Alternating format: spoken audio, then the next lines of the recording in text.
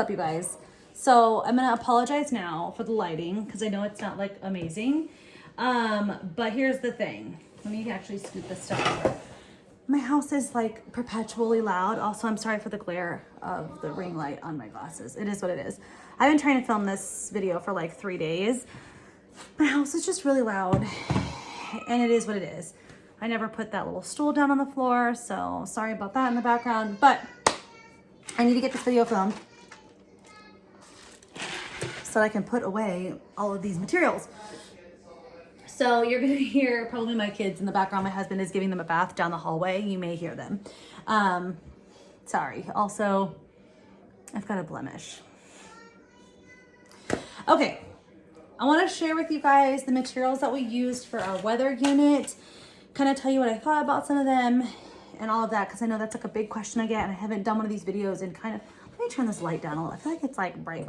I feel like that's better. Okay, yeah, okay. It's just gonna be loud. Okay, so I wanna share with you the materials that we use for our weather unit. I know it's been a while since I've done one of these unit study videos. It's just been crazy, and honestly, we finish a unit study and a lot of times I'm just ready to get it put away and start the next one. So I'm getting ready to put this stuff away, so I wanna show it to you. Our next unit study is gonna be on ancient Egypt. And what we do is we kind of do it like a main lesson block approach, sort of. We tend to spend 6 weeks, usually the past 2 years is how we've done it. We have had mini units that have been like 3 weeks, but we try to do a 6-week unit and then a 1-week break, a 6-week unit and then a 1-week break. We do some, this year we started with a geometry unit, then we did a Shakespeare mini unit and an, what did we do? American government mini unit. And then after that, we jumped into a Christmas mini unit. I apologize, the Shakespeare unit wasn't a mini unit, that was a full 6 weeks. So we did geometry for 6 weeks, took a 1-week break, Shakespeare for 6 weeks and took a 1-week break. And then we did a Christmas and an American government mini unit in a 6-week time span, 3 weeks on each. And then we did a break. That break was a little longer than a week because it was actually over Christmas, but we did school up until Christmas Eve. And then we actually took our break between Christmas Day and like New Year, the day after New Year's Day, I wanna say. And then we jumped into meteorology and like weather and atmosphere. So that's what I'm gonna show you right now. And it's gonna be not in any kind of order. I'm just gonna try and like move quickly. So the first thing I have is this Professor Noggins Earth game. There are some questions in here that tie into the atmosphere and weather, but an activity that we did, and we do this a lot in our units, is we made trivia cards specifically for what we were talking about. And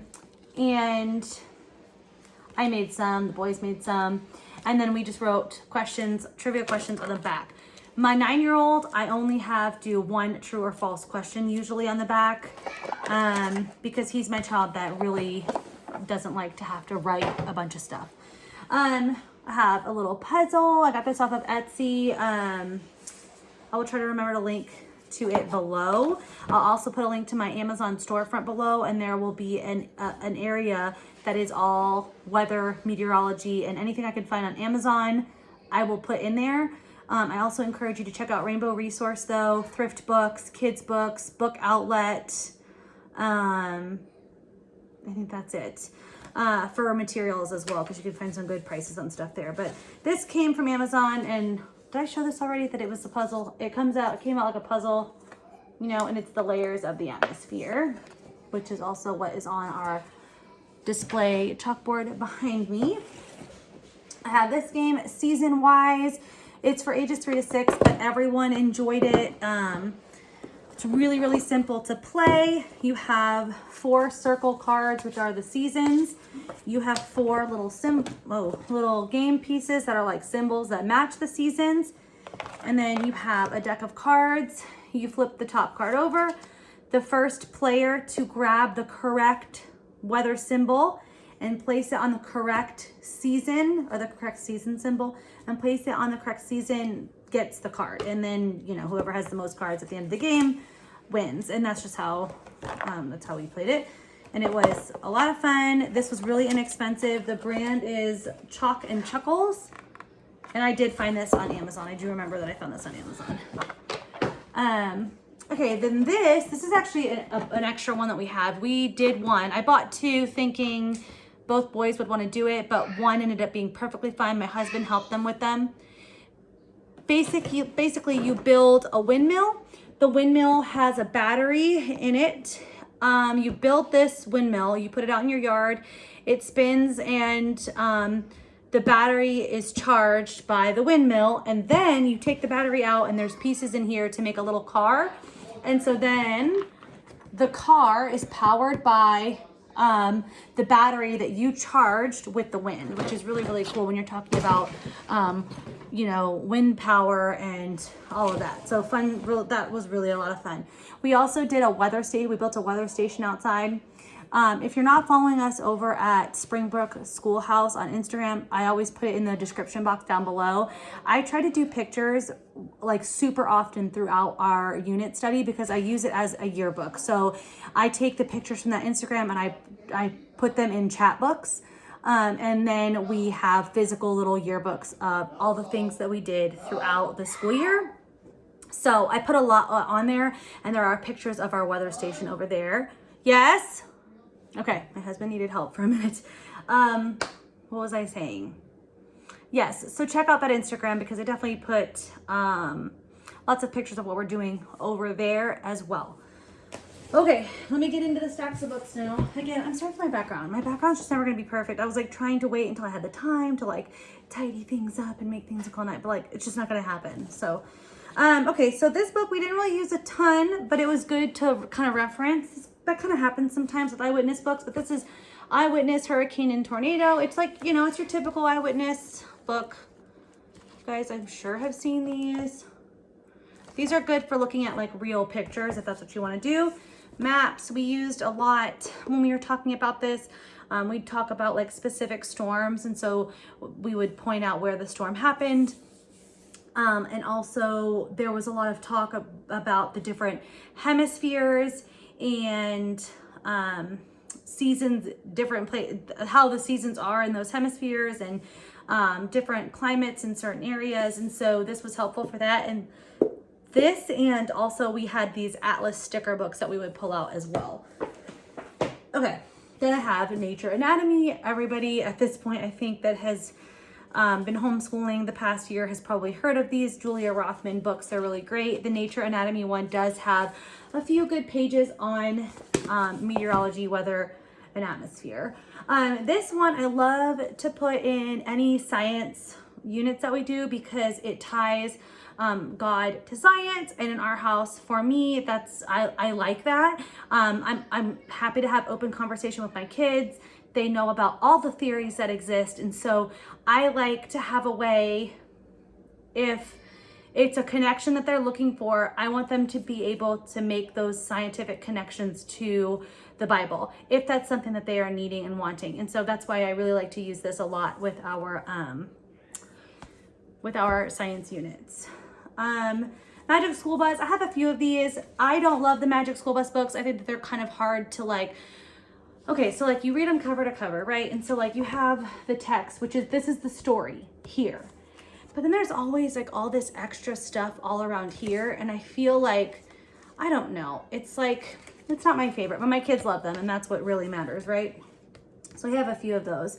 I also have this winter book. This is more of a Waldorf book. It is from Windstone's Press. There's stories and music in here that all tie to winter. We've actually had this for quite some time. And if I'm being honest, we've only used it for the one story in here over and over again. Like every winter we use it for the same story. It is the youth who went to the north wind and demanded his flower again. At this point, I don't even need to read it. I know the story. The first year when I first bought this book, probably about 4 years ago, I made little peg dolls that matched the story, and like a little sack of flour and a little cudgel and a little blanket. And so every winter I pull that out and we do the story, and it's fun because Dorothy this year was old enough to like really listen to me tell the story and to like kind of play with the figures. And so we had a lot of fun with that the day that I pulled this out to use for her. Oh, say, can you say what's the weather today? I love these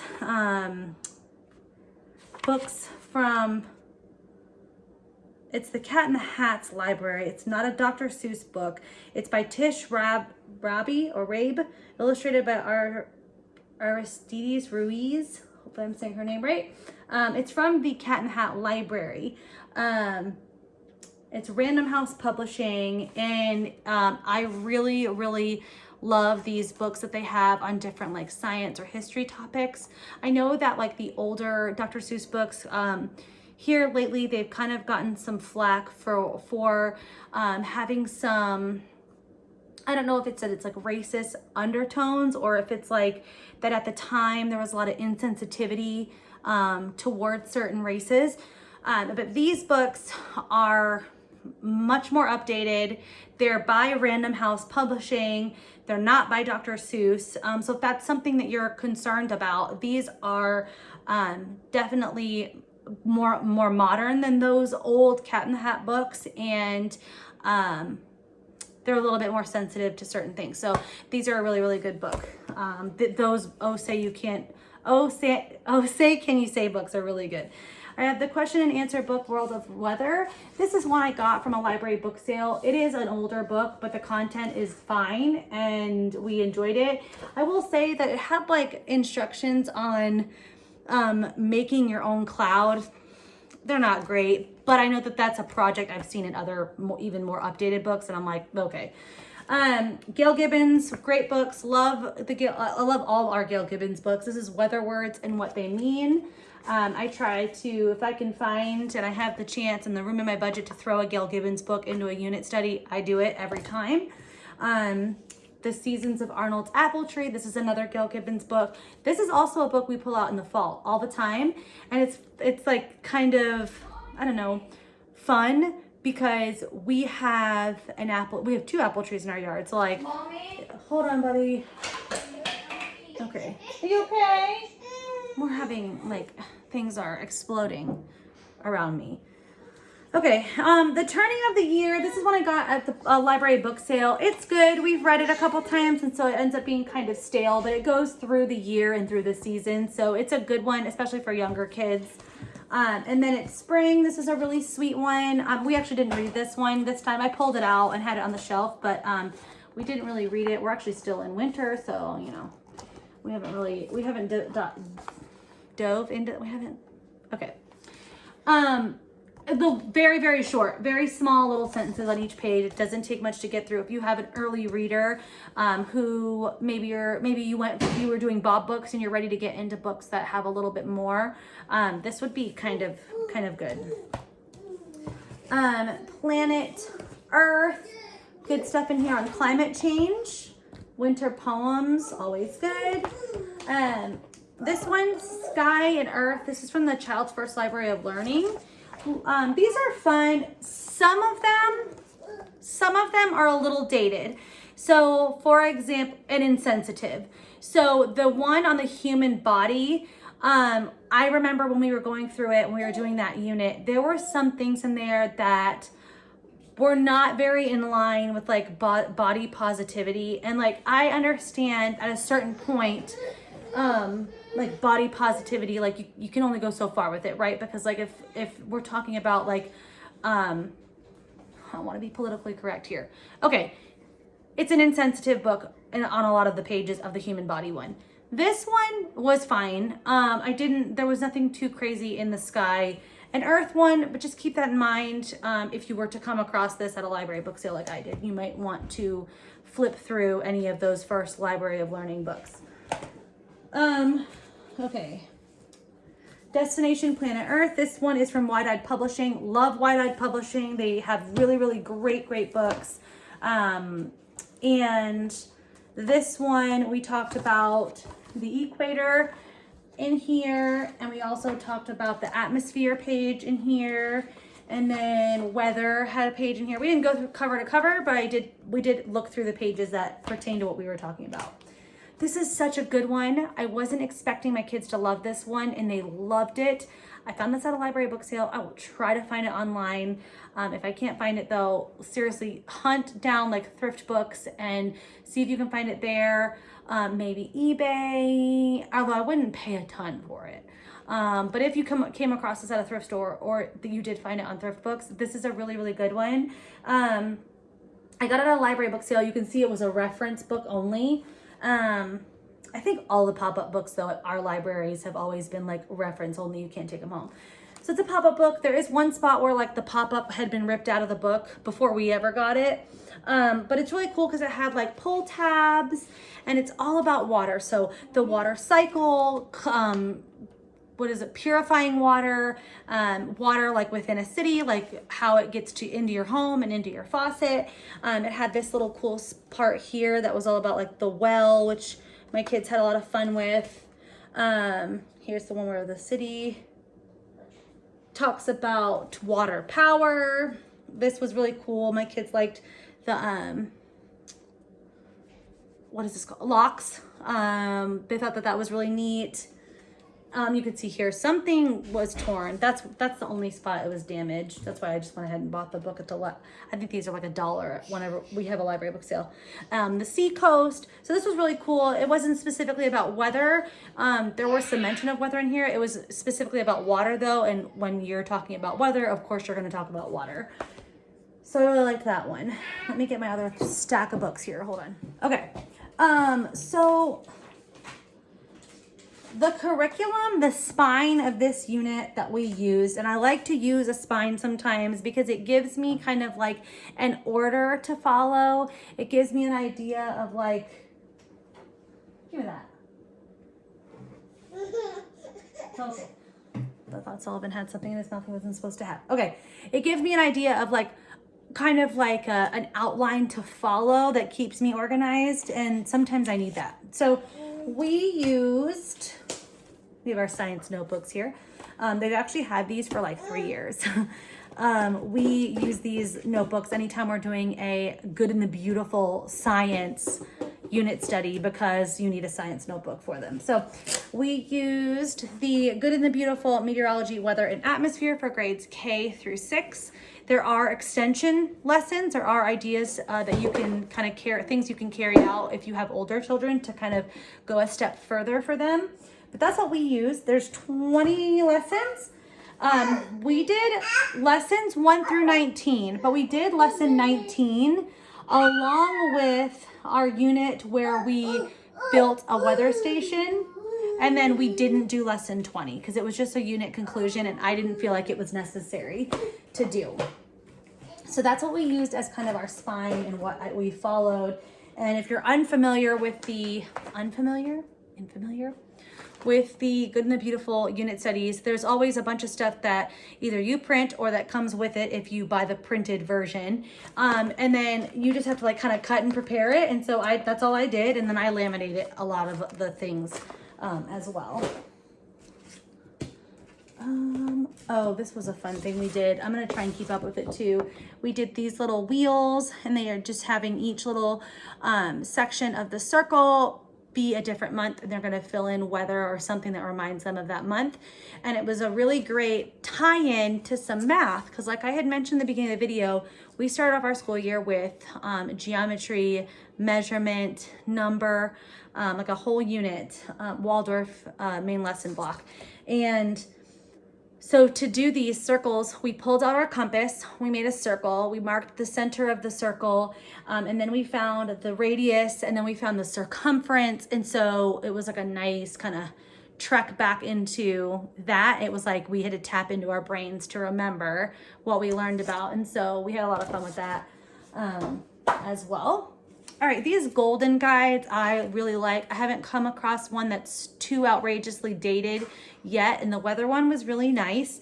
Aside from sometimes the terminology maybe has changed a little bit from what they used way back when to now, they're pretty much up to date for most of them. I do have a Native American one, but I have not actually looked at it yet. I haven't actually used it yet. but as far as the scientific ones and the nature ones go, they're all fine. Magic School Bus Inside a Hurricane. Like I told you guys, I don't necessarily love these, but my kids do, and this is a great example. So here's the actual story, okay, in this little spot here. But then you've got all these little things in here that you kind of have to like take the time to go through. So sometimes I feel like it doesn't keep the story flowing when you stop and like read Arnold's paper. You know what I mean? Or Dorothy's list of items that have to do with weather. But my kids like them, so. You wouldn't want to live without extreme weather. Love these books. These are a great book option to go for. There's the series is huge. I mean, we've never done a unit study that I can think of that I couldn't find a You Wouldn't Want book to go along with. Their Scholastic book. I prefer the hardcover, but sometimes those are a little more difficult to find. Every time I order off of like Rainbow Resource, it always ends up being the soft cover. Thrift books, so I have some luck getting hardcover when I can find them. This is an old Usborne book. It's Usborne Storms and Hurricanes. This is an Eyewitness weather book. We did actually read a lot more of this one than we did of the Tornadoes and Hurricanes Eyewitness book. Winter Days in the Big Woods. This is just a nice thing to throw in to your discussion of seasons, specifically the season of winter. I find that these books are really sweet, and my kids can kind of sit and hang out and listen and not be like, oh my gosh, a long chapter book. Although we've listened to 4 or 5 of the Little House series, maybe 6. I think we have one more book left, and they like the books, but this is nice to throw in. And you can kind of talk about the time period too.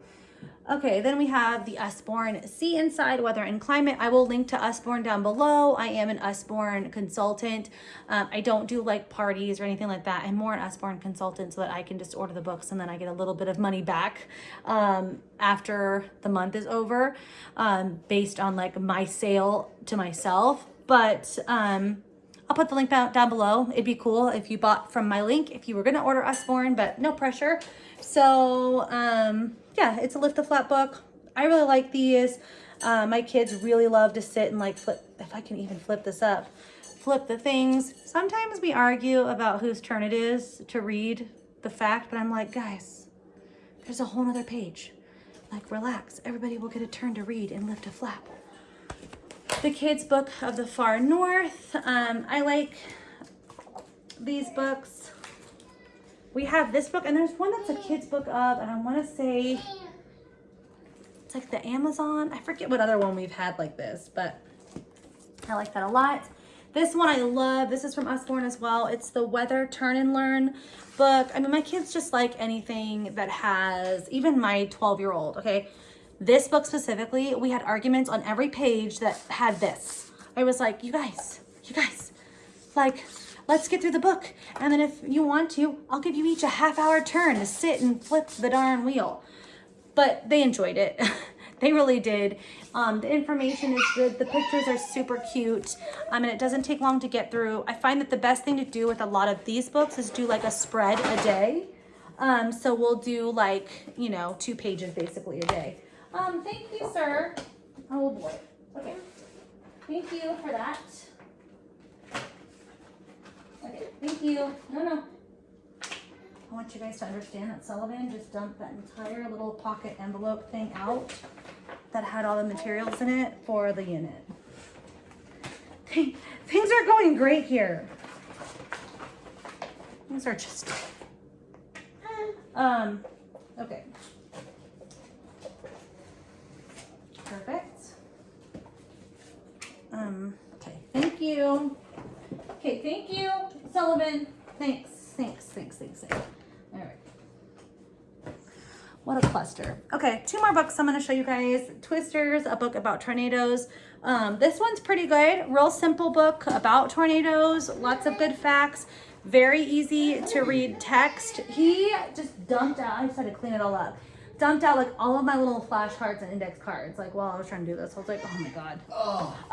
My 9-year-old who doesn't love to read but can read, he just like so much hates it that he will just throw his hands up and be like, I can't read it. He did pretty good reading through this book. So even though there's longer words, the text is really, really simple and like clean to read. And it's not like super long. There's a glossary too.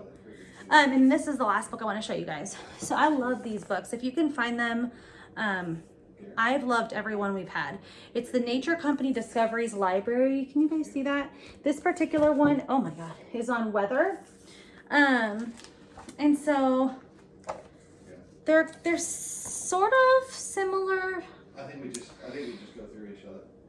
Like, I know at first glance they look like they're going to be like an eyewitness book, but the actual like content of each page is a little bit more concise. I feel like sometimes the eyewitness books, even though they're broken down page by page in like different categories within the subject of the eyewitness books like theme, I think this is a little bit more concise. And so like I find that they're easier to read cover to cover, and they have a combination of real pictures and like graphics. So yeah, I really like these. But that's it. Oh no, that's not it. I have one more thing to show you. If you get one book for weather that you're going to use to follow through and make an entire unit study out of, let it be this one. So I really, really liked it. There was, like, here's an example. Cleaning parks, saving the world. This is about this girl here who does things to clean parks. There's a solar campfire project in here. Our favorite one is catching the methane gases from swamp water is a really cool one. It's good. There's windmill instructions in here. You can make a windmill. We didn't do this one because we had this kit.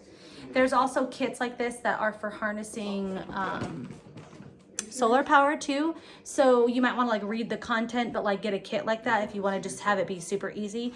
But you could build a whole unit study out of this book. I really, really like it. I didn't find anything in it to be too dated or anything like that. In fact, when was this published? 2011. So that's it, you guys. I hope you enjoyed this video. I hope this gave you some ideas on things that you could use within your weather unit. I also want to show you, I always do a really fun chalk wall. I actually just realized I didn't show you all of our work within this weather unit, but if you really want to see it, you can go over to our Instagram because I took pictures pretty much of everything that we did work-wise, art-wise, and all of that. But I always do like a big chalk art drawing for each unit study. Sometimes I have the kids copy it, sometimes I don't. And then the Good and the Beautiful mini unit studies always come with vocabulary, and they tell you to have like a vocab wall. And in the past, we've used like a big trifold science fair display board for it with little Velcro. This time I just put them on the wall, and I just used like skinny duct tape to put them on there. I prefer the Velcro, but we just did it this way to keep it easy this time. But now I have to sit and pull all these off, which is gonna suck. And I laminate them because I like to save the unit study pieces because I have other children and that younger children that may come up and want to do this unit. And also we may revisit this unit even with my oldest. You know, we may in 3 years, he may be interested in weather and be like, hey, let's dive more, dive deeper into weather, and I might want to pull this stuff out. So that's it, you guys. I hope you enjoyed this video. If you've been waiting, I'm sorry. I know I've mentioned a couple times that I was going to do our meteorology and weather unit study material thing video on like Instagram and stuff. But here it is. I did it. Keep an eye out for our Egyptian unit study pictures over on Instagram. We're going to start that on Monday. So that'll be March 1st, February 28th. And we're going to be doing that for 6 weeks. And so I think that's going to be a ton of fun. So definitely go over to Springbrooks_schoolhouse on Instagram and check out what we're doing within that unit over there. And I'm sure you'll see bits and pieces of it here too. That's it, you guys, and I'll see you next time. Bye.